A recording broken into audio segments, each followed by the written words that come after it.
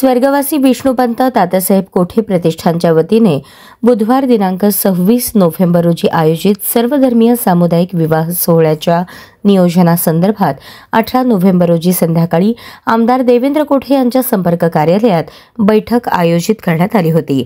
सामुदायिक विवाह सोहळा आयोजित करण्याचे हे दुसरे वर्ष आहे।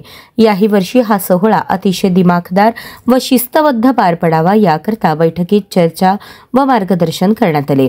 प्रामुख्याने अविनाश महागावकर यांनी बैठकीत उपस्थितांना मार्गदर्शन केले।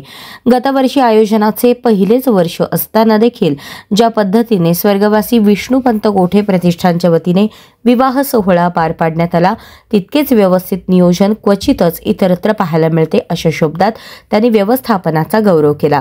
चांगल्या कार्याला उत्तम करण्यासाठी प्रयत्नशील राहू असा संकल्प देखील यावेळी मांडण्यात आला। या बैठकीस भाजप माजी जिल्हाध्यक्ष शहाजी पवार, माजी सभागृह नेते सुरेश पाटील, स्थायी समितीचे माजी सभापती विनायक कोंड्याल, माजी नगरसेवक प्रथमेश महेश कोठे, भाजप शहर सरचिटणीस सुधा अळ्ळीमोरे, मोनिका कोठे, माजी नगरसेवक राजकुमार हंचाटे, माजी नगरसेवक अनिल पल्ली, सुनीता कामाठी, विठ्ठल कोटा, मेघनाथ येमुल, कुमुद अंकारम, सारिका सुरवसे, शशिकांत कैंची, बिज्जू प्रधाने, रवी कोळेकर यांच्यासह भाजपचे मंडल अध्यक्ष, शक्ती केंद्र प्रमुख, बूथ प्रमुख, कोठे परिवारावर प्रेम करणारे प्रतिष्ठानचे सन्माननीय सदस्य मोठ्या संख्येने उपस्थित होते। स्वर्गवासी विष्णुपंत कोठे प्रतिष्ठान यांच्या वतीने यंदाच्या वर्षी सोलापूर शहर जिल्ह्यातील गोरगरीब गरजवंतांसाठी मोफत सर्वधर्मीय सामुदायिक विवाह सोहळ्याचे आयोजन करण्यात आले आहे। सामुदायिक विवाहात संस्थेकडून दिल्या जाणाऱ्या वस्तू व सुविधा, वधूस लग्नाचे वस्त्र, शालू, मंगळसूत्र, जोडपी, तर वरास विवाह करता सफारी, हळदी पोशाख दिला जाईल।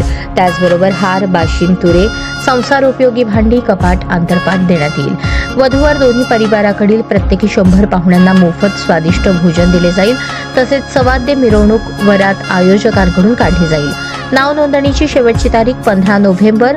तरी सामुदायिक विवाह सोहळ्यात विवाह करू इच्छिणाऱ्या परिवाराने आमदार देवेंद्र राजेश कोठे संपर्क कार्यालय, नवी वेस पोलीस चौकीजवळ मुरारजी पेठ येथे संपर्क साधावा। संपर्क क्रमांक 80 551 22 233 आणि 98 22 61 16 17 98 22 61 16 77।